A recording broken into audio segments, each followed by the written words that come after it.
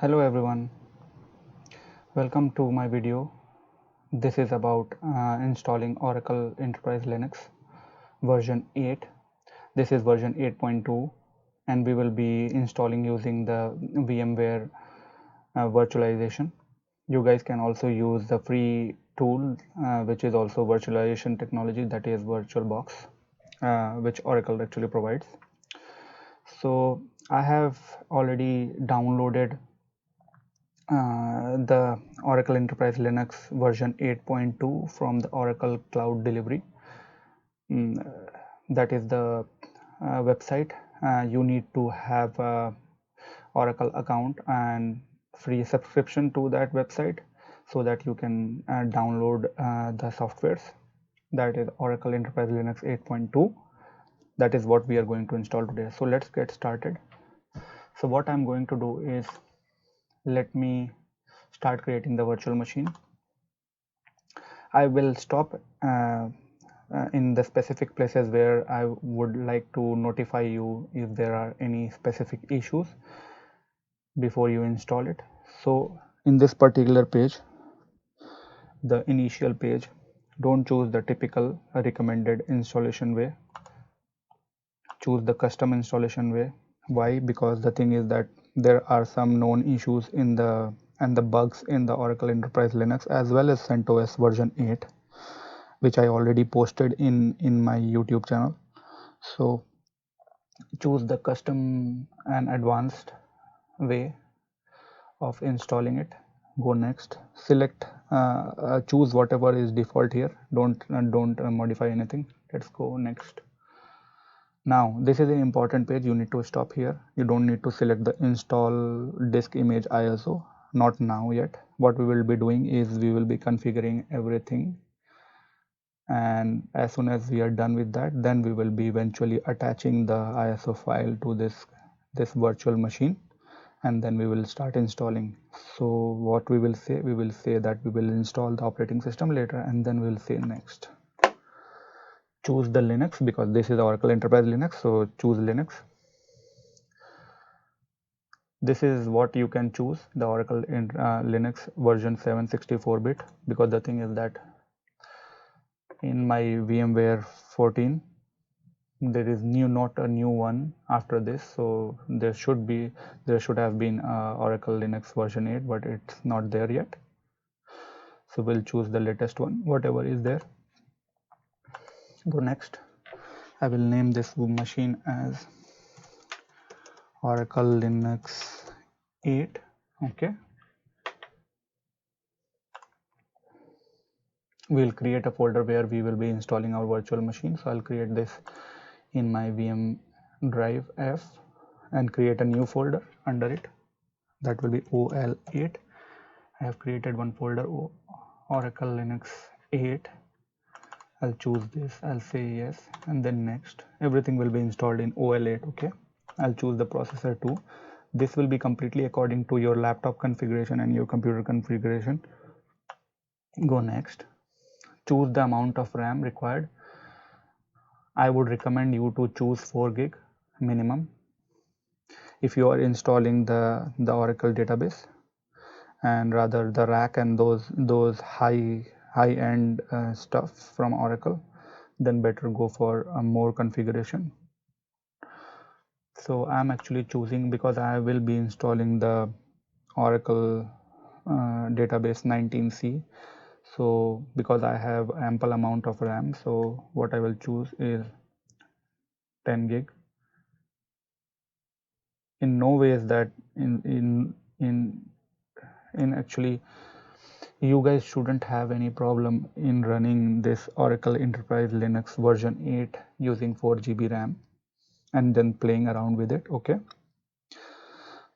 so don't worry about it, just install using the 4 gig.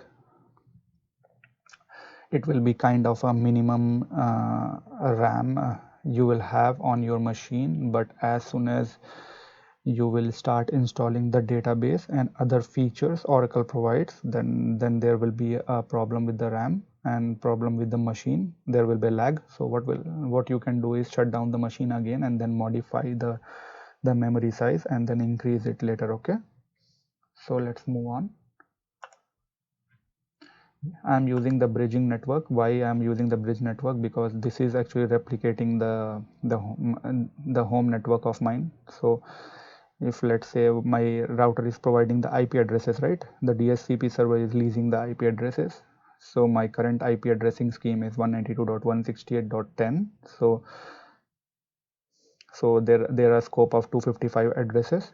So my home devices will have ample amount of IP addresses. So this machine, as soon as I install it, it will automatically get one of the IP addresses from those 255 addresses. So let's say it will be assigned 155, right? So 192.168.10.155, like that. Okay, or I can assign it manually. I will rather assign it manually so that it does not change every time, right? It should be persistent in startups. So let's go next. Choose whatever is there, default, recommended. Okay, create a new virtual disk. It's like C drive into Windows. Okay, where your data will be installed, or the root folder and everything. Okay, so make sure you have ample amount of space. I'm choosing 100 gigs.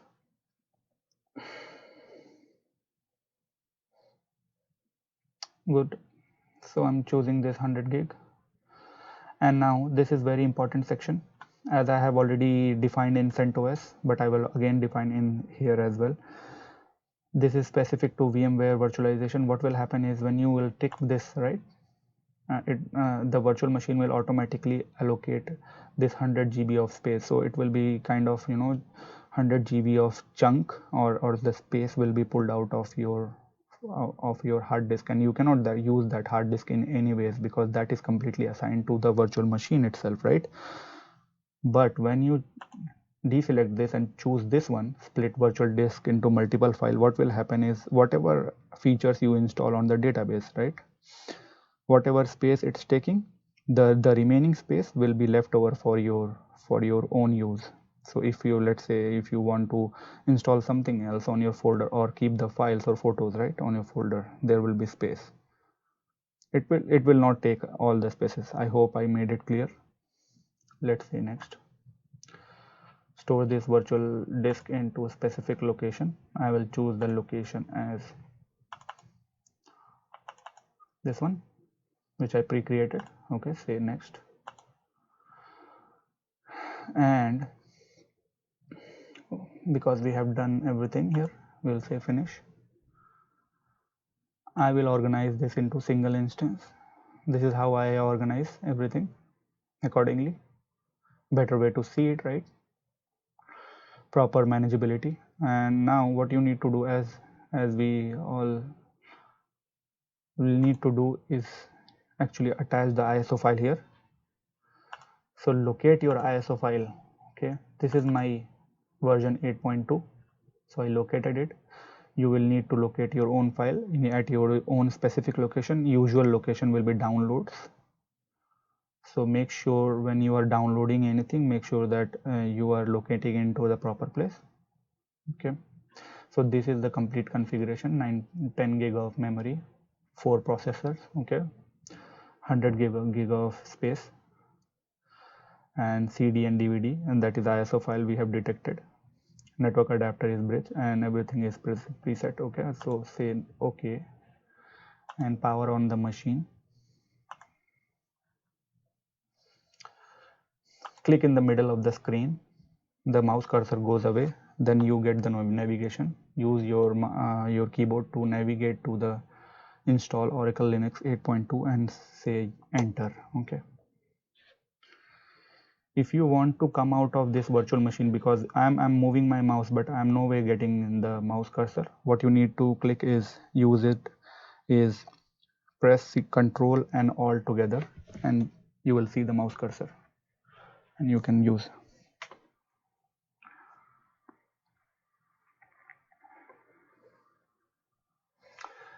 So what will happen is it will go through the initial part of whatever it's trying to recognize, and then it will pull up the GUI, that is the complete installation wizard. Okay, it is completely a GUI based. So now a mouse cursor is seen. So this is the welcome to Oracle Linux 8.2 wizard, installation wizard actually. So the first page says to select the language, select the appropriate language of your choice, and then say continue. Just a second.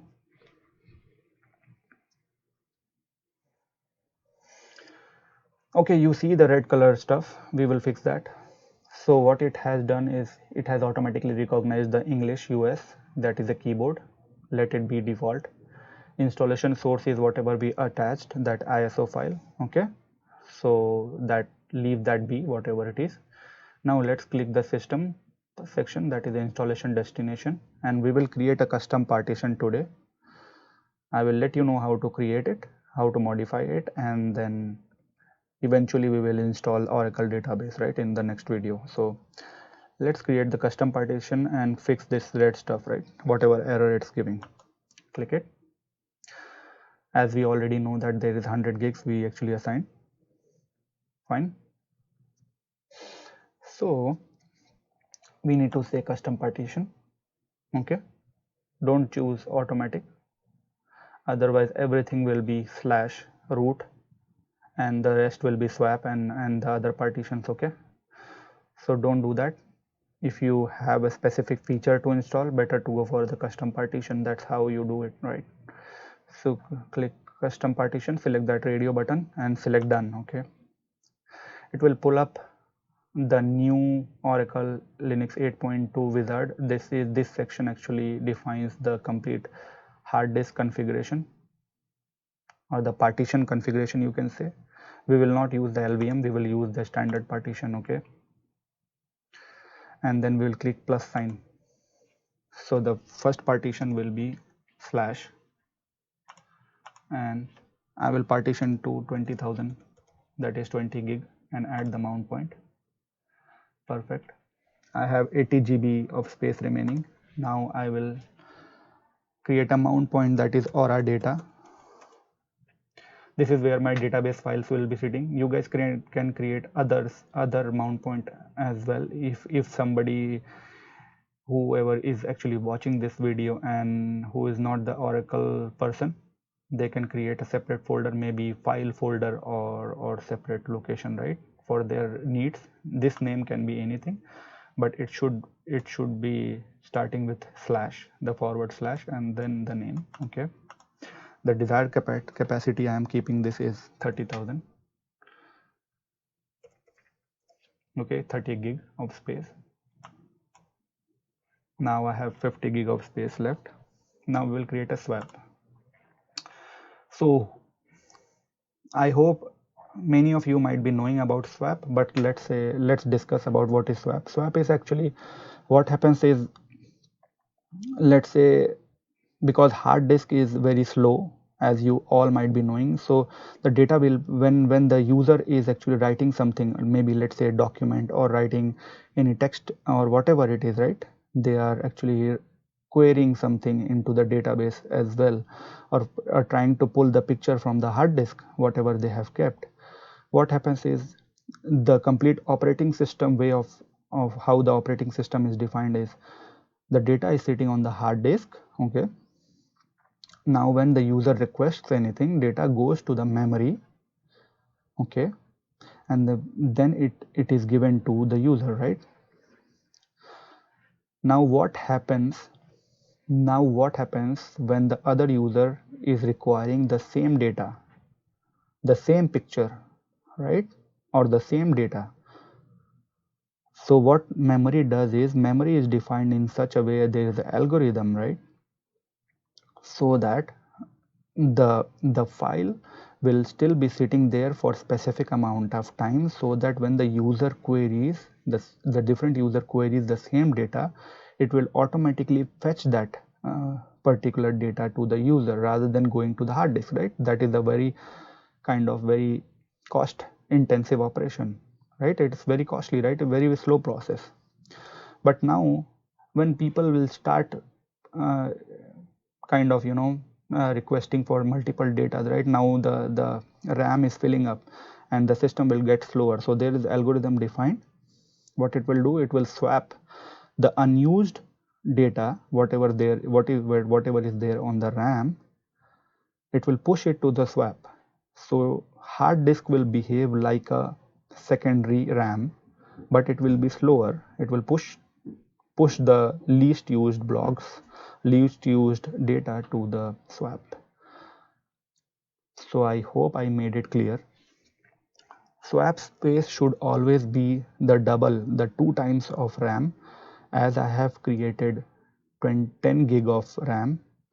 So I will have to create 20 gig of swap space. That's how the process is, and that's how you need to follow, otherwise you will get some errors. Okay, and to create the swap space, just click this down arrow and use the swap and say 20,000.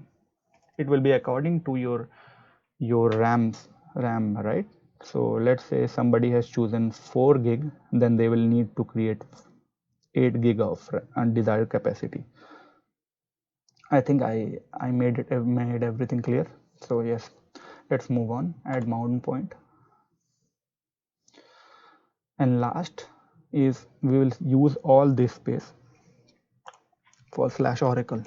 Okay, this is where my Oracle software will be installed. So 31,000. Add mount point. Okay, I'll say done. I think I have done everything. /Oracle /Aura data. I created the root mount point and the swap done. Accept changes. Now you are not getting there. On the kdump, just deselect it. Kernel crash dump. Okay, you don't need that feature. For the networking part, make sure to enable the networking, and here I will name my host. So this is how my host name will be recognized. I'll name this as Aura db.local domain. Okay, this is what my host name is. You guys can put test.local domain, or you can even remove this .local domain, but for my specific requirement I need the fully qualification, right? So .local domain. Okay, so I'm using this, and I will persist the IP addresses as well. Currently my current IP address is 192.168.10.120. okay, this is automatically assigned using the DHCP. I will not be using that. I will persist it. So let's persist it. Go to the IPv4 setting. Currently this is automatic DHCP. Choose manual. I will say 192.168.10.155. that's what I'm choosing from my bunch of IP addresses. This is my gateway.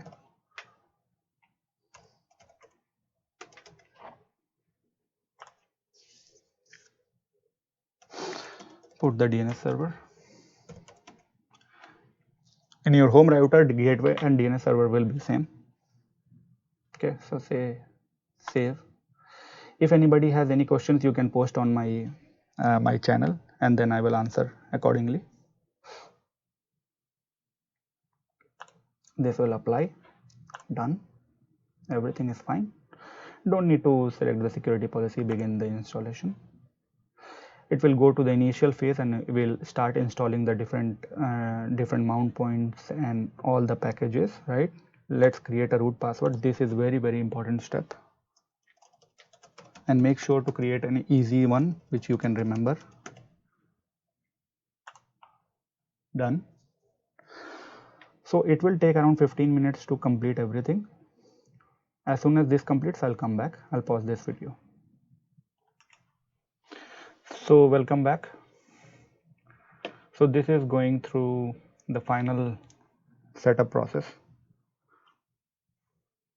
It should be finished within some seconds. Let's wait for it.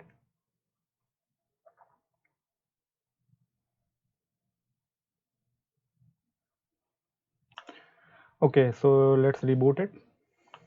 It took me around 12 minutes.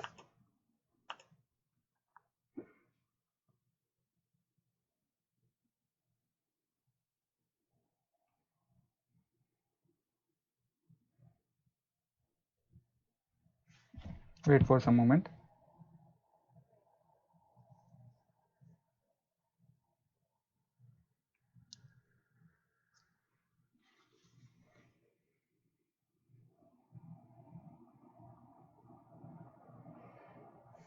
It will still go through the second phase of the process. This will be the final step.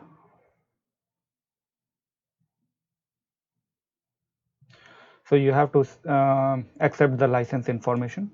Let's accept it and then say done. You don't need to create user. Finish the configuration.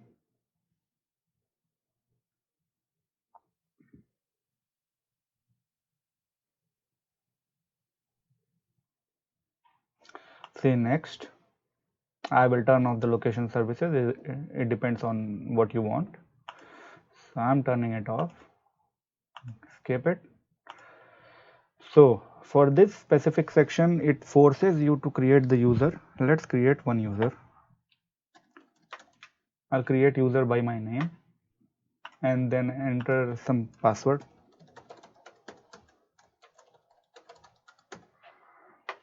Okay, then we'll say next. We're done. Now we will see the login screen as soon as this is done. Okay, we are not logging with Abhinav because that user do not have privileges. We need root to install binaries. So let's say root, and you guys must be remembering your password. Use that to log in.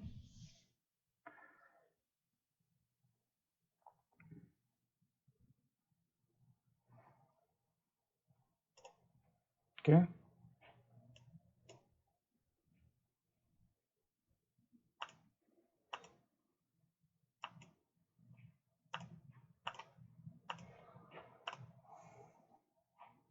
Close this. I hope you guys understood the process of installing the Oracle Enterprise Linux version 8 update 2, that is 8.2. The desktop looks completely different for what we used to see. To perform or pull up the terminal, what you need to do is click activities and then you can click it here. Okay, let's turn off the firewall. So what we need to say is system ctl stop firewall d. Okay, I would need to turn off the firewall I'm going to install the Oracle database here. So I'm going to disable as well. What will happen is when we restart, it will automatically start, right? So I want it to be persistent. I don't want it to be started after I restart the server. Let's check the status.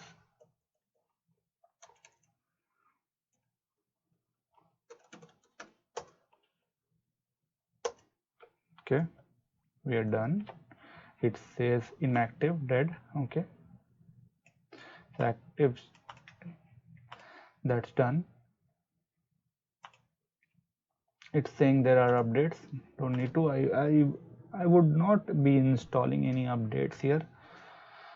What I will do is I will show you the internet connectivity. For that I will install one of the Oracle packages, that is Oracle pre-install 19c, and it will actually go to the internet, fetch the RPM.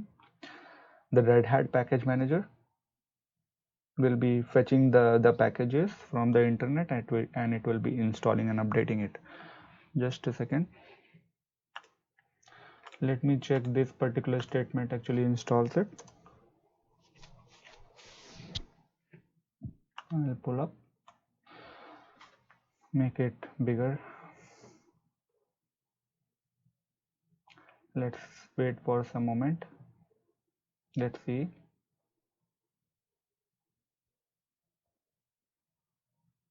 Yeah, it is installing it. Perfect. All the binaries. It shows that we have a good connectivity and internet is fine.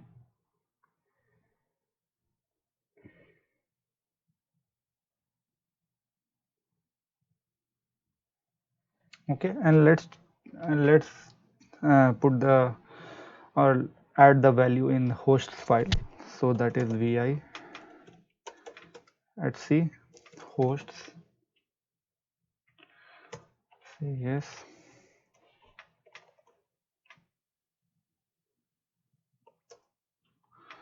192.168.10.155, right? So aura db dot local domain host name. Good.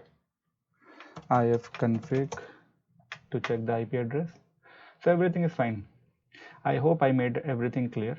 If you guys have any doubt, you guys can actually post on my YouTube channel. Thank you very much for watching this video.